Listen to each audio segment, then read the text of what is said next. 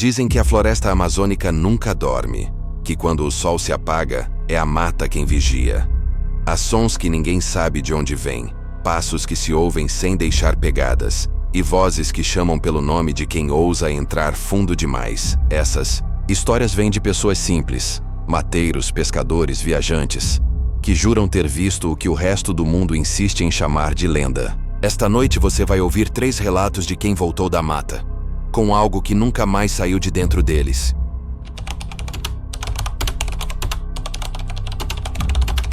Antônio sempre trabalhou na mata. Desde menino, aprendeu a ler o tempo pelo cheiro da terra e a distinguir o som da chuva do barulho das folhas. Quando foi contratado para cuidar de um pedaço de reserva ambiental no interior do Amazonas, achou que seria como qualquer outro trabalho: vigiar os limites, evitar caçadores e manter o fogo afastado. Mas aquela parte da floresta tinha um silêncio diferente. Nem os grilos ousavam cantar depois do pôr do sol. A base onde ele dormia era uma cabana simples de madeira antiga e cheiro de mofo. Havia uma antena de rádio que raramente pegava sinal e um gerador que falhava mais do que funcionava. Antônio gostava da solidão.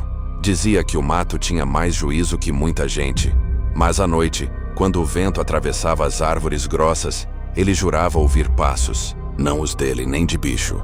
Eram compassados, leves, como se alguém o observasse à distância.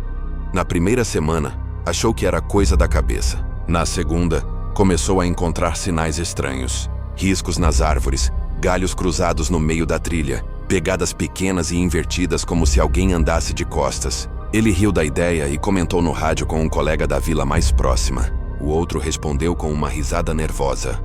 Cuidado, Antônio. Dizem que quem zomba do Curupira acaba perdendo o caminho de volta. Antônio não era homem de acreditar em lendas. Mas naquela noite o gerador falhou e o escuro veio pesado. A lua mal passava pelas copas, e o som da mata parecia diferente, como se tudo estivesse prendendo a respiração.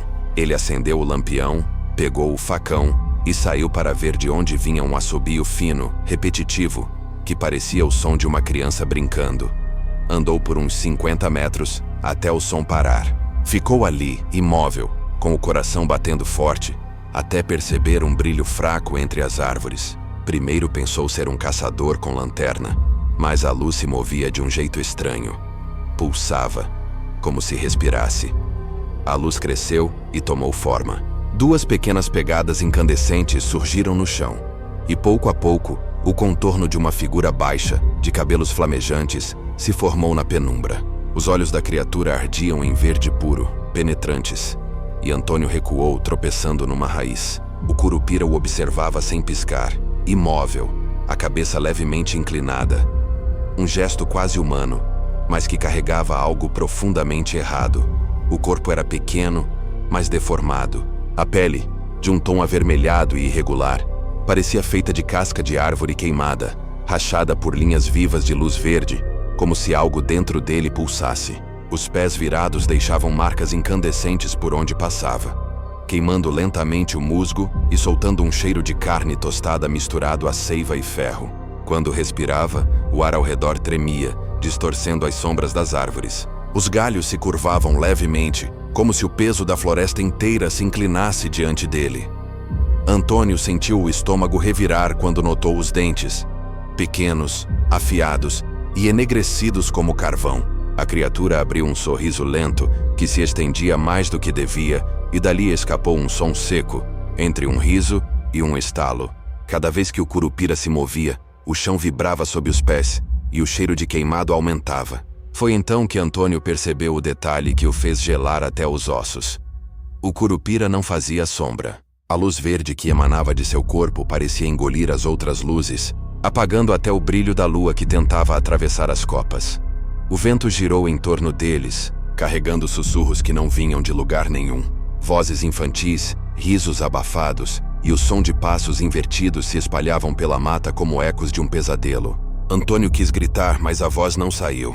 A garganta estava seca, o ar rarefeito. O Curupira então se aproximou, lento, os olhos fixos nele, e a cada passo, o som de madeira se partindo ecoava sob os pés. Parou diante do mateiro e inclinou a cabeça para o lado, os olhos pulsando em verde cada vez mais forte, como brasas alimentadas pelo medo. Antônio tentou dar um passo atrás, mas as raízes da floresta haviam subido e se enroscado em torno de suas botas, firmes como braços vivos. O Curupira estendeu uma das mãos, uma garra curta, de unhas escuras e pontiagudas, cobertas de seiva espessa, tocou o chão entre eles, e de onde os dedos tocaram brotou uma pequena chama verde, que se espalhou em círculos até cercar Antônio. A temperatura caiu de repente, e um zumbido profundo começou a vibrar dentro de seus ouvidos. A voz que veio em seguida parecia vir de dentro da terra, rouca, mas infantil. Você tirou mais do que precisava. Agora a mata vai te ensinar o que é ficar perdido. A luz do Curupira explodiu em verde, cegando Antônio por um instante. Quando abriu os olhos, ele já não via mais o ser. Apenas o brilho distante, se afastando entre as árvores, como se o convidasse a seguir. Mas o caminho atrás dele havia sumido. As árvores haviam mudado de lugar, e foi então que percebeu. O Curupira não o caçava. Estava brincando com ele. 3 dias depois encontraram a cabana vazia. As botas de Antônio estavam na porta, viradas para trás, cobertas de barro e folhas queimadas. Ninguém nunca mais o viu. Mas às vezes, nas madrugadas abafadas da floresta, os ribeirinhos dizem ouvir assobios finos, vindos do meio do mato, e junto deles, pegadas pequenas, acesas, indo em direções que não levam a lugar nenhum.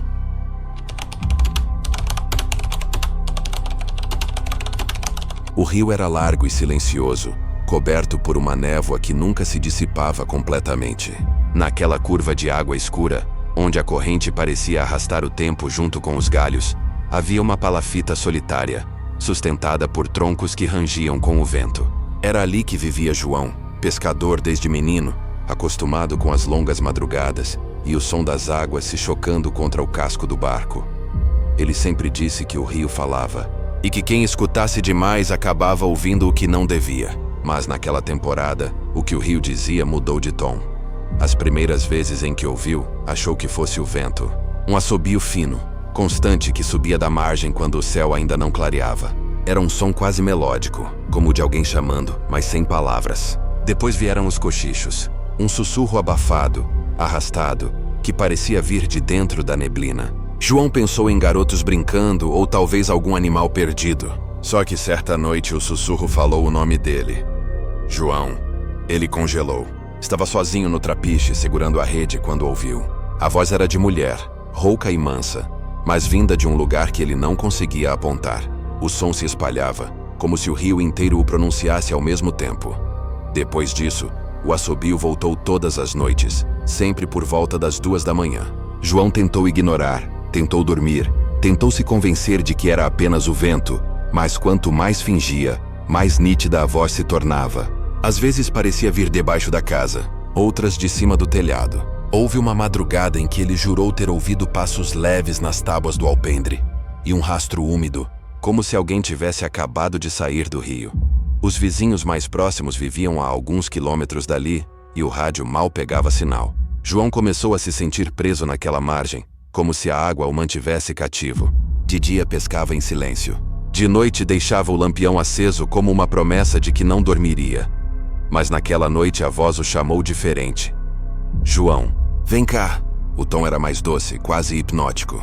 O assobio veio em seguida, oscilando entre notas agudas, se misturando ao som da água batendo nos pilares. Ele se levantou, pego por um impulso que não soube explicar, e saiu descalço seguindo até o trapiche. O ar estava pesado, e a névoa tão densa que mal via o reflexo da luz na superfície do rio. A voz chamou de novo, mais próxima. Foi quando ele viu, do outro lado da margem, entre as árvores havia uma figura, magra, coberta por um tecido escuro que se movia devagar, como se flutuasse. João piscou tentando ajustar a visão, e viu um brilho fraco onde deveriam estar os olhos. A figura parecia sorrir, embora o rosto estivesse borrado pela distância e pela névoa. O assobio voltou, e dessa vez ele sentiu dentro da cabeça, vibrando como se alguém soprasse no seu ouvido. Vem cá. O pescador deu um passo à frente, o pé tocando a beira do trapiche. A madeira estava gelada, coberta por uma fina camada de orvalho. Ele quase escorregou, mas não conseguiu parar. A sensação era a de que o corpo não o pertencia mais. Foi o barulho da rede caindo no chão que o fez recobrar a consciência. A figura do outro lado havia desaparecido. O rio estava novamente imóvel, e o som que restava era o bater do próprio coração. Nos dias seguintes, João tentou não pensar naquilo, mas o assobio não parou. Às vezes vinha mesmo durante o dia, entre os remos e o som distante das aves. Às vezes vinha de dentro da casa. Na quarta noite ele não aguentou. Pegou o barco e subiu o rio, decidido a passar uns dias na vila. Mas a cada curva a voz o seguia. Chamava mais perto, às vezes do lado oposto da margem, às vezes atrás dele. O rio, antes familiar, parecia outro. Um corredor sem fim de água escura e troncos mortos. Já amanhecia quando ele encostou o barco na beira e viu pegadas no barro. Pequenas descalças indo em direção à mata. Seguiu-as por alguns metros até encontrar uma cabana de palha abandonada. O chão estava coberto de penas pretas e garrafas de vidro pendiam do teto, batendo umas nas outras com o vento. O cheiro era forte, uma mistura de fumo e terra molhada.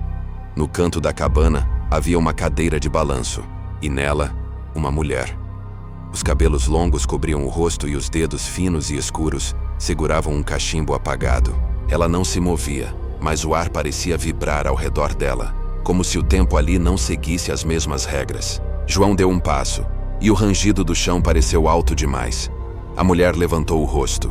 Os olhos eram opacos, sem pupilas, e quando abriu a boca, o som que saiu não foi humano.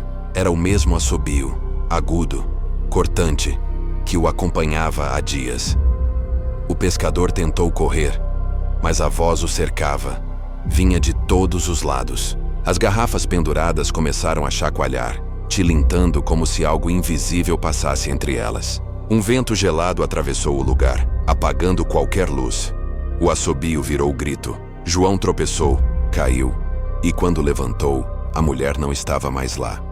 No lugar dela, uma nuvem espessa de névoa se ergueu, girando devagar, até se dissipar completamente. Voltou para o barco sem olhar para trás e remou até o sol nascer. Mas o som nunca o deixou. Dias depois, os moradores da vila encontraram o barco à deriva, encostado numa margem distante. Dentro dele, apenas o lampião apagado e o chapéu de João. E dizem que, em certas madrugadas, quando a neblina cobre o rio e o vento sopra do norte, ainda dá para ouvir o assobio ecoando entre as árvores, chamando alguém pelo nome.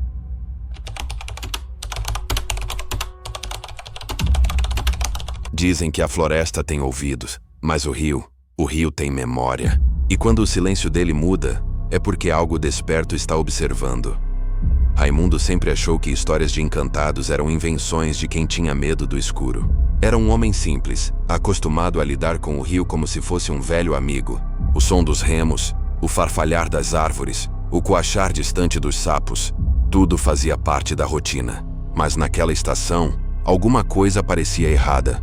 As garças tinham ido embora, os peixes subiam mortos, e até os botos, que antes acompanhavam as canoas, desapareceram sem deixar rastro. O povoado começou a cochichar. Tem coisa no Igapó, coisa que não é de Deus. Uma mulher disse ter visto um homem de branco na margem, o chapéu cobrindo o rosto. Outra jurou ouvir uma voz chamando pelo nome do marido, em plena madrugada. Ninguém mais pescava ali, mas Raimundo não acreditava em histórias. Acreditava no rio. Numa noite de lua cheia, quando o nevoeiro subia denso e o ar parecia pesado demais, ele decidiu que ia provar que tudo não passava de lenda. Pegou o barco, a lamparina, e seguiu sozinho pelas águas escuras. As margens desapareceram logo, engolidas pela névoa. O cheiro de barro molhado e folhas apodrecidas dominava o ar, e o som do remo batendo na água era o único ruído. Um compasso hipnótico que parecia marcar o tempo, até que o tempo mesmo começou a se perder. Foi então que ele percebeu algo estranho. O rio estava parado demais. Nenhuma rã, nenhum inseto. Era como se o mundo inteiro tivesse prendido a respiração. Raimundo sentiu a pele arrepiar, e então ouviu um assobio suave, melancólico, que não parecia vir de parte alguma, seguido de uma voz rouca, quase sussurrada.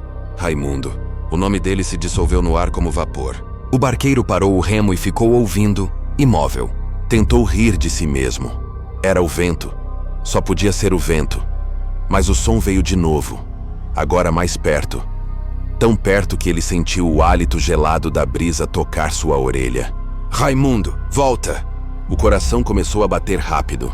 Ele olhou ao redor, mas só havia água e neblina. O reflexo da lua se partia em círculos lentos, como se algo se movesse embaixo. O barqueiro acendeu a lamparina. A chama tremia, fraca, e o clarão revelou o impossível.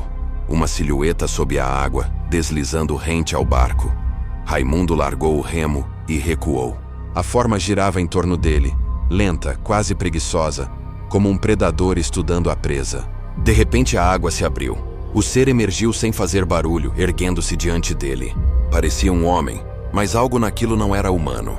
A pele tinha um brilho úmido, quase translúcido, e o rosto, bonito demais, simétrico demais, como se tivesse sido moldado à mão. Vestia branco e o chapéu escorria gotas escuras. "Quem tá aí?" perguntou Raimundo, mas a voz saiu trêmula. O homem sorriu. Um sorriso quieto, sem calor. O tipo de sorriso que não chega aos olhos. Então respondeu numa voz que parecia vir de dentro do rio. "Eu sempre estive aqui." O som não era de um homem. Era o próprio Igapó falando. Raimundo recuou, tropeçando dentro do barco. A água começou a se agitar e o ar ficou denso, pesado, como se o mundo inteiro tivesse parado para ouvir o que viria a seguir. O encantado deu um passo à frente, e onde seu pé tocava, a madeira rangia como se apodrecesse. O cheiro de lodo e carniça tomou o ar. Raimundo tentou se benzer, mas a mão tremia tanto que o crucifixo escapou e caiu no fundo do barco. A criatura se inclinou, a cabeça virando num ângulo estranho, e os olhos agora eram completamente negros. "Você me chamou, Raimundo?" Não." Ele balbuciou, mas o ser já se aproximava. Foi então que Raimundo viu. Por baixo da pele brilhante, algo se movia. Linhas escuras, vivas, pulsando como veias cheias de água. O corpo respirava como o rio respira. A cada movimento escorria um som úmido, viscoso, como carne sendo rasgada. O barco começou a afundar lentamente. Primeiro o casco, depois as bordas, até que a água já lambia os tornozelos do barqueiro. Ele tentou remar, mas o remo estava preso. Algo o segurava por baixo. Raimundo gritou. O eco voltou vazio. O encantado o segurou pelos pulsos, e o toque era gelado, firme, impossível de quebrar. A força o puxou para baixo, e o barqueiro foi engolido pelo rio num único movimento, como se o Igapó abrisse a boca para devorá-lo. Na manhã seguinte, encontraram o barco encalhado numa praia de areia fina. Dentro, só o crucifixo manchado de limo. Nenhum sinal de Raimundo. A madeira do casco estava marcada. 5 sulcos longos como garras tentando escapar.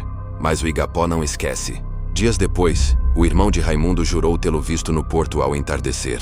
O mesmo chapéu branco, o mesmo olhar distante. Chamou-o pelo nome, e o homem sorriu. O sorriso era idêntico, mas os olhos, os olhos eram vazios como o fundo do rio. Miguel deu um passo em direção a ele, mas bastou piscar. E Raimundo se desfez como névoa. Agora o povoado evita o Igapó. Ninguém mais pesca lá. Dizem que nas noites de lua cheia a água respira. Que se você olhar de perto, vai ver rostos se movendo por baixo da superfície. E que uma voz, rouca e doce, chama pelo nome de quem ousar se aproximar. E se um dia você estiver sozinho perto da beira d'água e ouvir seu nome sussurrado no vento, não olhe, não responda. Pode ser o encantado, ou pode ser Raimundo, chamando por companhia no fundo do rio. Dizem que as florestas escondem mais do que árvores, que nas margens, nas sombras e nas águas profundas, o tempo não passou. Ele apenas espera. Cada história que ouvimos hoje não é só um conto. É um aviso. O curupira ainda protege o que restou. A matinta ainda sopra o nome de quem duvida. E o encantado, ele ainda respira sob as águas, esperando outro Raimundo para chamar. Então, se um dia o silêncio da mata for quebrado por passos que não são os seus, não olhe para trás. Às vezes o que te observa já foi humano um dia. Se você gosta de relatos como estes, assista também 3 relatos reais assustadores sobre vigilantes noturnos que viram mais do que deveriam.